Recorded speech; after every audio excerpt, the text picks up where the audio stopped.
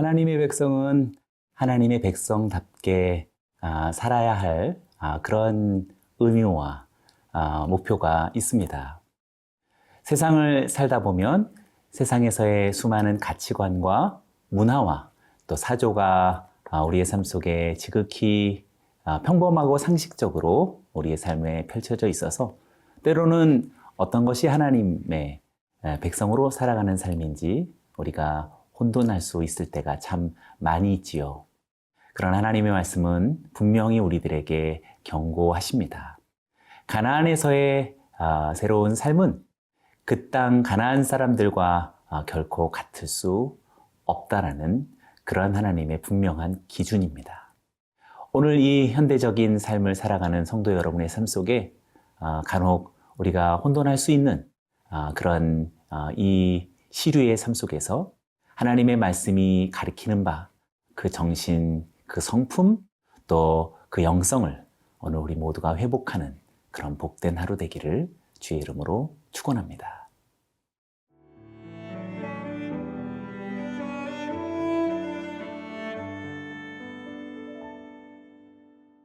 레위기 20장 1절에서 8절 말씀입니다.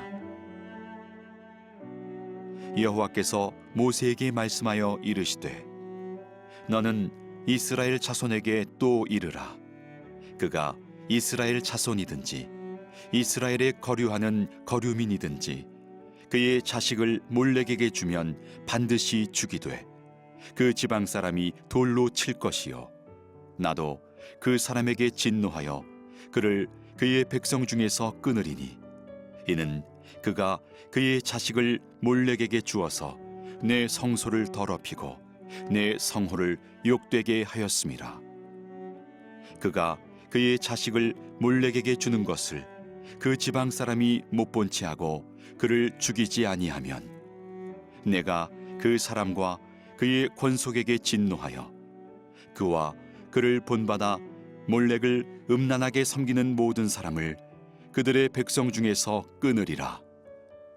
접신한 자와 박수무당을 음란하게 따르는 자에게는 내가 진노하여 그를 그의 백성 중에서 끊으리니 너희는 스스로 깨끗하게 하여 거룩할지어다. 나는 너희의 하나님 여호와이니라. 너희는 내 규례를 지켜 행하라. 나는 너희를 거룩하게 하는 여호와이니라. 레위기 20장은 하나님께서 이스라엘 백성들이 이제 장차 가나안 땅에 들어가게 될 때 그 가나안 땅에서 이미 거주하던 이민족들의 삶이 있을 텐데 그 삶을 결코 본받거나 그 삶을 따라서는 안 된다라는 그런 말씀을 주십니다. 지극히 하나님께서 혐오하시는 그런 아주 세속화된 이방의 제의적인 모습들이 많이 등장하고요. 또 그러한 모습들을 만약 따르게 된다면 이스라엘에게는 반드시 이런 징벌이 불가피할 것이라고 경고하신 내용이 레위기서 20장의 말씀이 되겠습니다. 한 구절씩 우리가 묵상해 보기 원합니다. 2절과 3절을 같이 읽어보겠습니다. 너는 이스라엘 자손에게 또 이르라.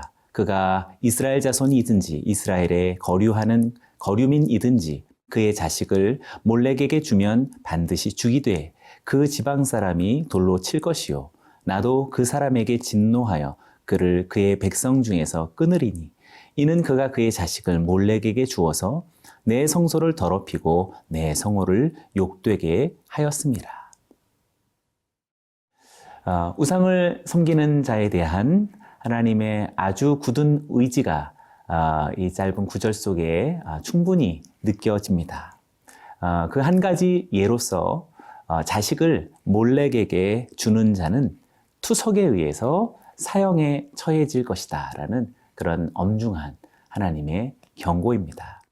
여기서 몰렉은 소머리 형상을 가진 우상이지요. 암몬 족속들의 대표적인 우상인데 손을 이렇게 쭉 펼치고 있는 그런 형상을 갖고 있는 소머리의 모습을 갖춘 그런 우상이 됩니다. 펼쳐진 손 위에 어린 아이를 제물로 드리고 그 제물을 불로 태우는 아주 끔찍한 그런 이방의 제의 풍속이라고 말할 수 있겠습니다. 하나님은 이러한 행위를 지극히 혐오하셨습니다. 그래서 그를 진노해서 만약 이스라엘이 이것을 따르거나 또는 그 거류민이라도 그것을 따르게 된다면 하나님은 백성 중에서 끊으실 것이라고 말씀하십니다. 여기서 끊으신다라는 것은 단순히 육체적 죽음만으로 끝나지 않고요. 무엇보다도 이 생에서는 언약 공동체로부터의 추방이겠지만 또 나아가서는 내세에 하나님 나라에서 영원한 추방을 의미한 것이라고 말할 수 있겠습니다. 자식을 몰렉에게 주는 자는 고의로 하나님의 성소를 유린한 자가 되고 하나님의 성호를 욕되게 한 자라고 그렇게 하나님은 규정하십니다. 그렇다면 지금 이 몰렉의 이방 제의가 당시 고대에서는 어느 정도 우리가 문자적인 이해를 한다 할지라도 현대적인 오늘날 우리 성도님들에게 몰렉에게 자녀를 이렇게 인신공양으로서 제물로 바치는 행위를 우리는 어떻게 이해해야 할까요? 오늘 본문 말씀 속에 유독 한 단어가 눈에 띄는데 그의 자식이라고 말하고 있습니다. 분신으로서 인신공양하는 그 제물이 그의 자식인데 어린 아이가 됩니다. 어린 아이를 분신으로 그렇게 인신공양을 하게 되어지는 배경 속에 재물과 관련이 되어져 있고 그 가정과 가문에 어떤 살아가는 생존의 문제가 결부되어져 있는 그런 동기로부터 시작된다라고 할 수 있겠습니다. 오늘날 우리는 그렇게 노골적으로 문자적이진 않을지라도 이 극심한 경쟁 사회와 또 현대 사회 속에서 우리 자녀들이 이 시대에 도태되지 않게 하기 위해서 우리 부모님들과 가정은 아주 골몰하며 여러 가지 계획과 목표를 갖습니다. 그런데 때로는 자녀에 대한 애착이 지나쳐서 어쩌면 세상의 우상에게 우리의 자녀들을 내어주는 그런 배경과 모습은 아닐까요? 4절과 5절에서 보면 더 구체적으로 나타납니다. 그가 그의 자식을 몰렉에게 주는 것을 그 지방 사람이 못 본 채 하고 그를 죽이지 아니하면 내가 그 사람과 그의 권속에게 진노하여 그와 그를 본받아 몰렉을 음란하게 섬기는 모든 사람을 그들의 백성 중에서 끊으리라. 이것을 못 본 채 하는 그런 것 또한 중죄가 된다라고 말씀하십니다. 공동체의 우상 숭배에 대한 영적인 무감각함과 어떤 인간적인 이유로 인해서 하나님의 법을 간과하고 인본주의적인 그런 사고를 따르는 그런 경향을 하나님께서 미리 경고하신 것이라고 말할 수 있습니다. 그런데 중요한 것은 하나님께서 그의 권속에게 진노할 것이다 라고 말씀하십니다. 권속은 패밀리, 가족이 되지요. 이 죄악을 가장 잘 알고 있고 가장 인간적으로 이러한 범죄에 가깝게 다가갈 수 있는 대상은 바로 그 자녀와 그 가족들이라고 말할 수 있겠습니다. 하나님은 이것을 본받는 것이라고 규정하고 계십니다. 우리는 대체로 타인에 대한 잘못에 대해서는 무척 민감하지만 자신의 가족에 대해서는 대단히 놀랍도록 관대한 모습을 발견하게 됩니다. 우리는 가정을 사랑해야 하고 가족을 위해야 합니다. 그러나 세상의 모든 악한 사람도 다 자기 가정과 다 자기 자식을 위하여 삽니다. 어쩌면 가장 극심한 타락은 자기 가정에서부터 자기 자식을 위하는 삶으로부터 시작된다라고 할 수 있겠습니다. 지나친 자녀 사랑, 지나친 자기 가족의 우선순위는 어쩌면 우리의 사랑하는 이를 몰렉에게 내어주는 것과 같을지도 모릅니다. 사랑하는 성도 여러분, 오늘 하나님을 경외하고 하나님을 사랑하는 그것만이 우리 자녀를 사랑하는 길이요, 우리의 가정을 위하는 것임을 믿습니다.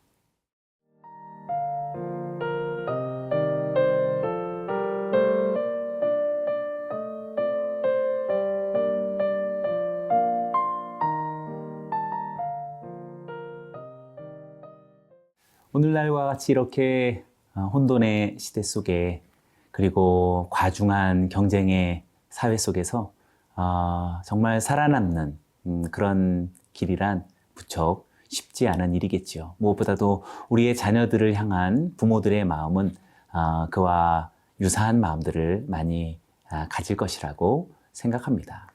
어떻게 우리 자녀들이 경쟁에서 승리하게 하고 이 혼탁한 세대 속에서 어떻게 자신의 분명한 길을 갈 수 있게 하는지 우리는 여러 가지로 고민할 것입니다.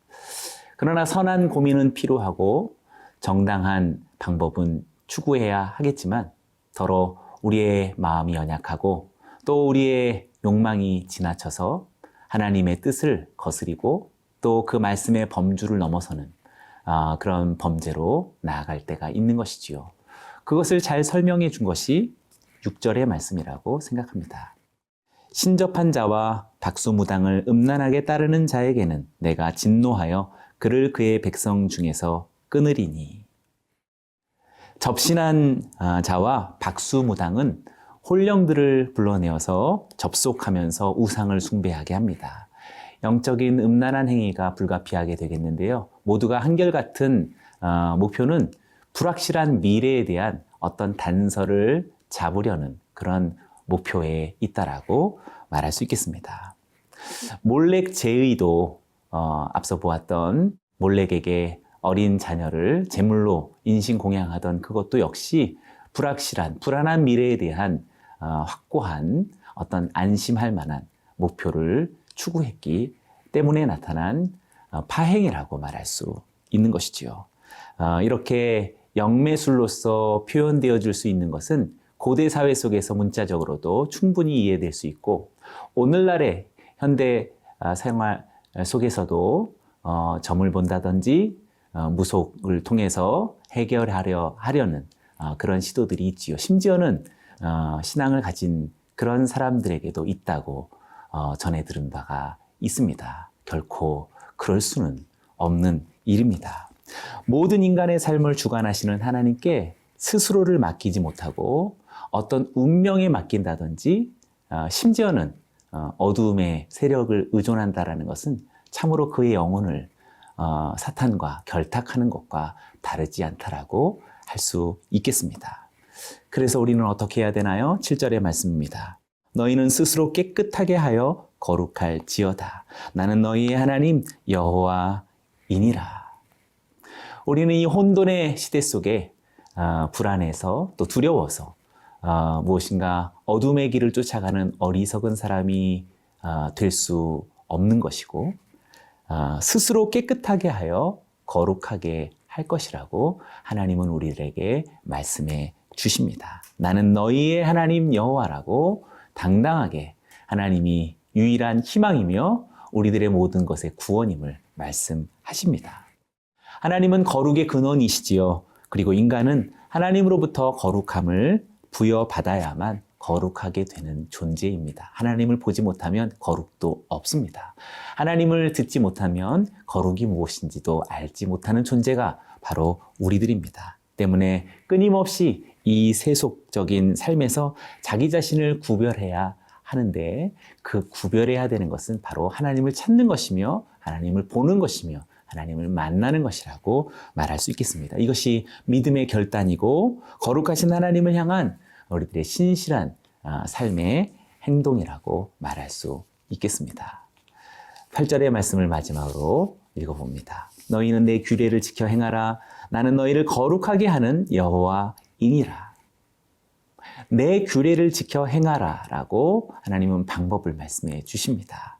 말씀의 능동적인 실천을 강조하고 요청하신 것이라고 말할 수 있습니다. 왜 이렇게 규례를 지키고 행하라고 말씀하실까요?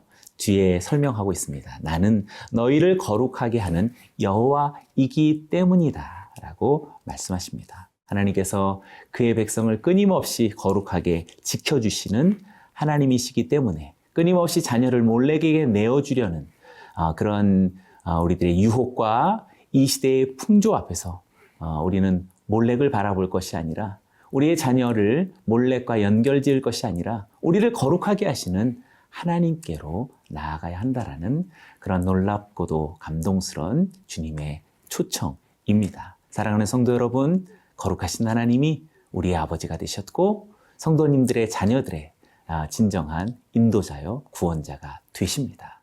시대의 몰렉에게 우리의 자녀를 내어주지 말고 만군의 하나님, 우리를 거룩하게 하시는 하나님 앞에 우리의 자녀들을 예물로 드릴 수 있는 저와 여러분들이 되어지기를 주의 이름으로 축원합니다. 기도하겠습니다. 살아계신 하나님 아버지, 혼탁한 이 세대 속에 우리 자녀들을 사랑하는 마음이 지나쳐서 우리의 자녀들을 몰렉에게 내어주는 하나님 슬픈 사실들이 우리의 삶 속에 벌어집니다. 하나님, 우리를 거룩하게 하시는 하나님이시니 그 하나님을 향해 우리의 자녀를 예물과 같이 내어드리고 하나님께서 받으시고 우리 자녀들을 복되게 하여 우리들의 앞날 가운데 하나님의 놀랍고도 영광스러운 미래가 펼쳐지게 하여 주옵소서. 예수님의 이름으로 기도드리옵나이다. 아멘.